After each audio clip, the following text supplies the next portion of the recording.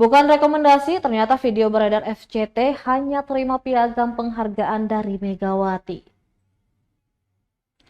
Bakal calon Gubernur Maluku Febri Calvin Teteleta atau FCT dikabarkan telah menerima rekomendasi dari DPP PDI Perjuangan. Kabar tersebut diketahui melalui video beredar berdurasi 30 detik pada sejumlah laman media sosial Kamis 25 Juli 2024.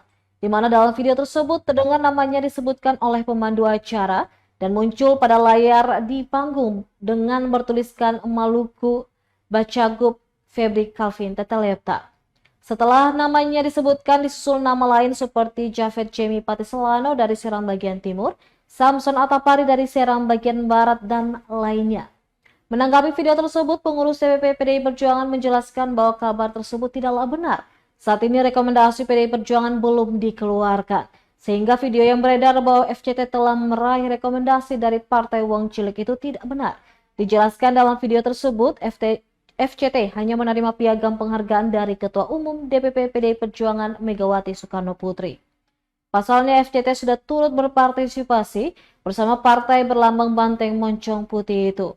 Piagam penghargaan itu diserahkan bersamaan dengan penutupan acara pelatihan nasional pemenangan Pilkada tahun 2024 yang dilaksanakan di Cisarua, Bogor 22 hingga 25 Juli 2024.